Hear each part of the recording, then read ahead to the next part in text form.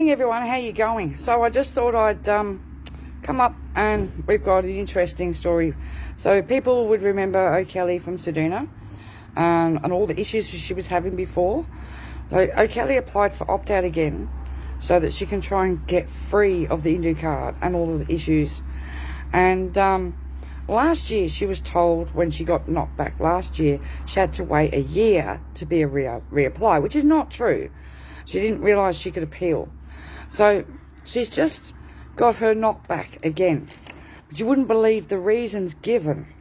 So one of the issues with the opt-outs is you must have near perfect school attendance for your children. But in the case of a severely disabled child, right, who is nonverbal due to her disabilities and autism, this child needs to attend therapy. OT appointments, speech therapy, and as NDIS involved. Do you know what I mean? So she's been rejected on her opt-out on the grounds that her disabled child, not her other child, right, had 10 days too many off of school for her appointments. Now, this woman can provide medical certificates for every one of those days. Indue or Services Australia have refused to accept the medical or any letters, supporting letters from her OT or her speech therapy or NDIS providers. So this is a clear case of discrimination. To keep a woman on the card because of the disabilities of her child basically is disgusting, right? So they have a hard enough time living in Seduna as it is. So the child only started primary school this year, right? She was in kindy or preschool last year. Now, due to COVID, the community bus wasn't running, right? And there were days where the child didn't attend the preschool. However, the community bus is not available for non-Indigenous children, right? It's only for the Indigenous kids to use. There is no public transport for parents when they don't have the use of a motor vehicle in Seduna. Okay, and with a disabled child, this particular child suffers from anemia as well and low immunity. So if she gets a cold, right, it can quickly turn to pneumonia. And the other instances, like she said to me, is like when her little boy got gastro, she didn't send the girl to primary school because she didn't want to spread gastro to the whole school, right, which is a common sense thing to do. Everybody stays home, don't spread gastro, right? But she's being penalised for this, and this is most unfair. It's so bloody cruel. Now, the woman praised her. She's in front with her school fees. She's 3.5 weeks in front with her rent. She's in front with her electricity bill. She's got her water bills paid. She has no debts. In fact, she's managed to pay off in the last 12 months, right, because she's been making little payments every fortnight to the tyre place.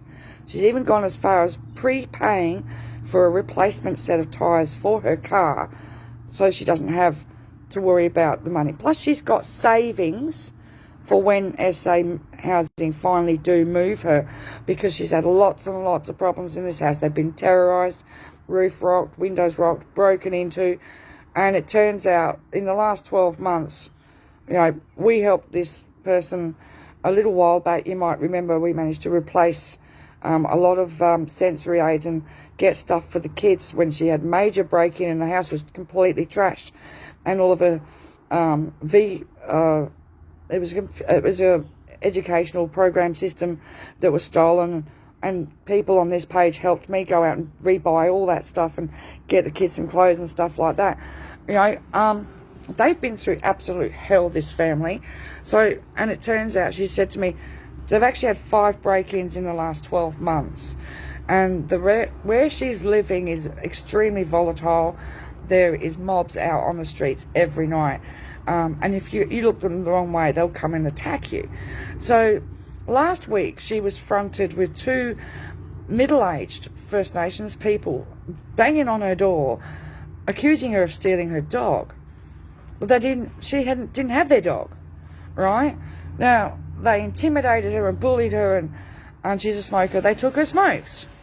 right? It was a case of take the smokes, just get away, you know, because otherwise she was scared of what was going to happen, right? Because she's got to the point she's afraid to leave the house for fear it might get broken into, trashed or smashed up.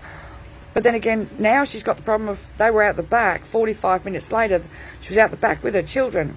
She came inside and found 2 young Aboriginal youths inside the house, taking her handbag and running off with her purse and her phone. Right? There's no safety in that town for people anymore. Right? It's just horrendous what she's been going through, and she's been going through this. And bear in mind, this woman fled domestic violence.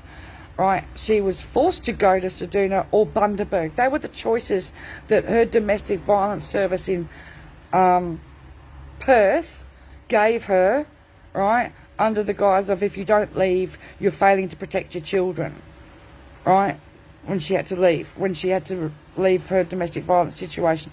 She's been through hell in the last 2.5 years, and the only options that Centacare basically would give them, right, as places to flee to, were card areas, so she got put on the card. This woman has her own disabilities to worry about as well. You know, it's disgusting what's going on. Right, I've told her to appeal. I've also been in contact with Senator Penny Wong's office, who will also, she will be in contact with as well. So we've got that on the ball, because this is not good enough. This woman shouldn't have to be penalised because her child is disabled and requires, right, extra time off school for her therapies. And considering school's not even got her in an SEP class in the first place, they let the kid sit in the corner and go to sleep because the teacher can't teach her and is teaching the other kids and just ignores her. Right? This is just, I'm gobsmacked, you know what I mean? I'm not gobsmacked that Indue and Services Australia will find any excuse to keep somebody on the card. We've seen them make up lies before, right, about things. But this is just ridiculous. The woman was praising her and how well her budgeting is and how she's got all this credit on her bills and she's in front with her rent, which is really good because she's really good with money anyway, right? But, I mean, she took the kids away during school holidays with her dad, and of course the card declined at the caravan park. The deal was Dad paid one night and she paid the other. Well, she couldn't pay for it because Discovery Plus caravan parks are on the banned list, even in Streaky Bay, even outside of Ceduna. Right, so she's had to do a work around and buy his groceries from Foodworks for him to replace the money. Do you know what I mean?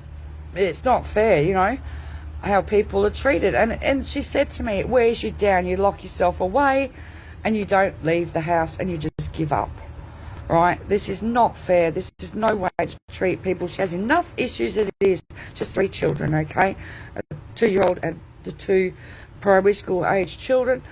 And the one, you know, the little girl has got severe disabilities, and this is cruel. This is just cruel. You know, yeah. On another note, Elders Real Estate South Australia do not accept the Indue card. Okay, that is one thing that's also come out of this. So make a note, if you're renting Elders Real Estate, Ceduna, Port Lincoln, anywhere down the peninsula, they won't take people on a cashless debit card because they've had too many problems. All right, so we now have Elders Real Estate that have said that to her. Because she was getting rather desperate about getting out of Ceduna after what went down with the shoes, because this lady was the integral part, with the help of National Homeless Collective, who raised the funds to get 300 pairs of shoes into Ceduna. This lady was the lady that was distributing those shoes, and yeah. Half the town turned against her for bringing the town into disrepute because she went in the media and said, well, the shoe shops are closed, we can't buy shoes for our kids on the cashless debit card.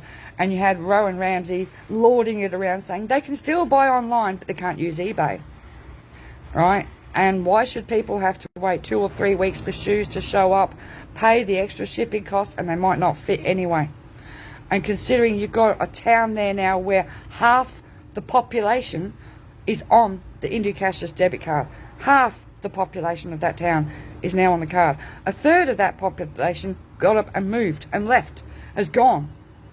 All right, that's how good the card has been for that town's economy. A third of its population has moved away and gone. All right, half of it's trapped on the card and half of it isn't. Not good. People cannot use the card at the Nullarbor Roadhouse for petrol. All right, while I'm thinking of it, because somebody else was talking about how they couldn't buy fuel in Outback. And so I sent somebody a photo from Coringo, I think it was, 280 k's north of Perth, and as a sign up saying no Indue card for petrol. And I know Brunswick in WA, you can't use the card for petrol there, and you can't use it on the Nullarbor, right? So making sure you don't move around very much, eh?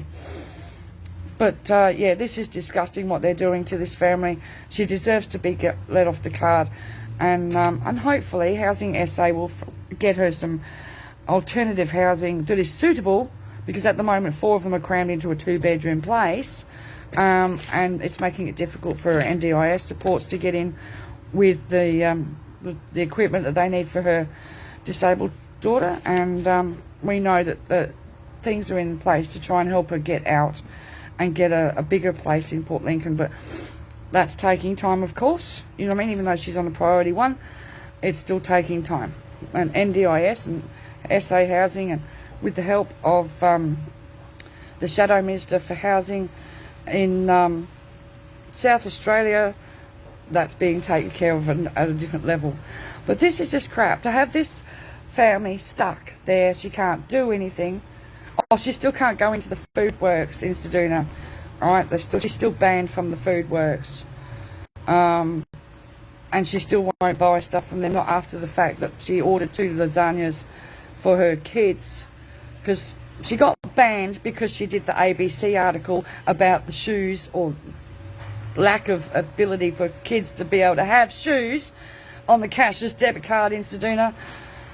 And the owner took umbrage and banned her from his food works and abused her and stuff like that. So he said she could order on his home delivery service, so she did, and she ordered some lasagna one night, and it was covered in like a fish sauce, like somebody poured prawn juice all over it or something. It wasn't edible, and she was really peed off because it was really expensive. She wanted to give it to her kids and end up having noodles that night because of it, you know what I mean? But the people in the IGA are looking after her a bit better, even though it's more expensive for her to shop there. At least the IGA in Ceduna does work, because so far the 2 in Kalgoorlie don't. The 1 in Brunswick Crossing definitely doesn't work, and we've got 1 in Harvey Bay that doesn't work. So at least the IGA in Ceduna still works, because otherwise this woman would be in real dire straits if she had to rely on the food works there, hey? Or the Foodland, whatever it is. You know, this is just disgusting how people are being treated on the card. Alright, this is how it impacts children. Remember, this was the same family that, and a lot of families suffered this, the school sports day, right? Where they all went to school sports day, but because of the families that are on the cashless debit card didn't have any cash, right, the kids couldn't partake in the barbecue afterwards. You try explaining to a 5-year-old autistic child why she can't have a sausage sizzle and a fruit cup, and parents are having to drag screaming little kids away and take them home because they couldn't be included because they didn't have the money, right? And they're treated by the school as scum, you know, as non-contributing parents, right? And like she said, she took food to contribute to that event, but they're treated as non-contributing parents. How disgusting. That school should hang their head in shame for the exclusion that they put these kids through, right? How dare they? How dare they? The exclusion in school. You know, you've got to keep that line between us and them, right? And the racism. And I mean, this is just not fair what's going on. Plus she's had some family tragedies in the way as well along the way this year. It's been a really hard year. So, Anne Ruston, pull your finger out. You can get this lady off the card really easily, right? She can prove that these medical absences from school are legitimate. Well, is there no leeway for kids that have disabilities, right? There's no special school in Ceduna. There's no public transport in Ceduna. There's no damn shoe shop in Ceduna. There's no Kmart where people can buy cheap, affordable clothes for their kids in Ceduna. There's bugger all in Ceduna, right? And a lot of it's shut down. You know, when we bought that, the stuff that little kid needed, I got the mum some clothes as well while I was in Big W here, because $6 for some leggings compared to $60 for the same stuff. The markup is incredible in these towns that don't have services, don't have big stores. It's bloody disgusting. So, Anne Ruston, I suggest, put it this way. O'Kelly is appealing this decision. She's not going to wait your 12 months. All right, this new thing of telling parents, wait 12 months to reapply. No.